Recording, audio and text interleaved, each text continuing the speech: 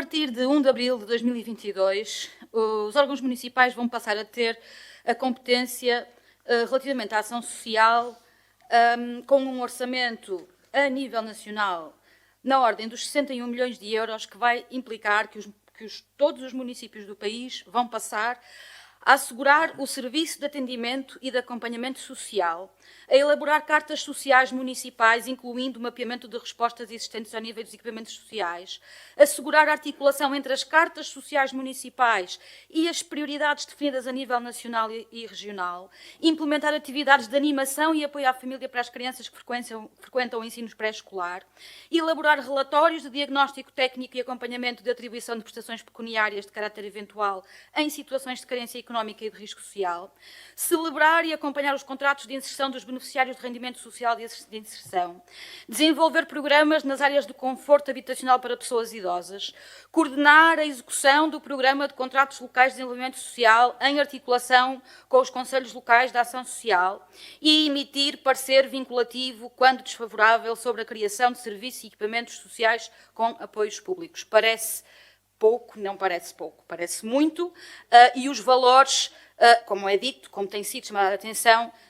são preocupantes, sobretudo quando pensamos no panorama nacional e nos municípios que são bem mais fragilizados do que o Porto, não retirando a preocupação relativamente ao que se passa no Porto. A questão é que esta descentralização de competências, tal qual está pensada, irá acentuar ainda mais as desigualdades e os contrastes territoriais a nível nacional. No nosso entender, e não deixamos de o afirmar, esta descentralização subtrai democracia. Em vez da eleição de órgãos de decisão e a sua fiscalização democrática pelas populações, como prevê a regionalização prevista na Constituição, esta denominada Lei Quadro da Transferência de Competências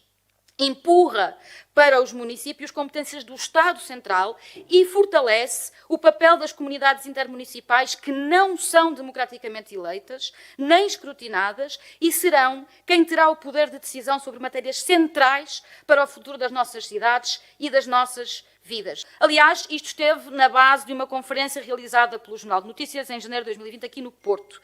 De janeiro de 2020, estamos a falar antes da pandemia.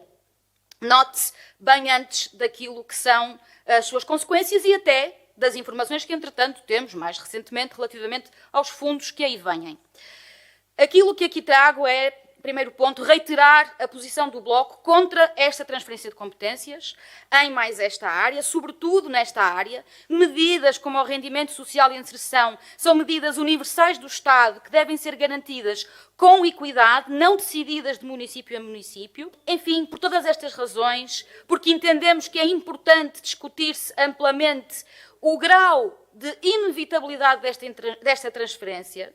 porque, se ela de facto for inevitável, importa perceber de que estratégia estamos a falar para o Porto, porque quando formos obrigados a implementar, não podemos passar os anos a dizer nós avisámos, não queríamos que tivesse sido assim. Temos que ter pensamento concreto. E, nesse sentido, o Bloco deixa uma proposta muito concreta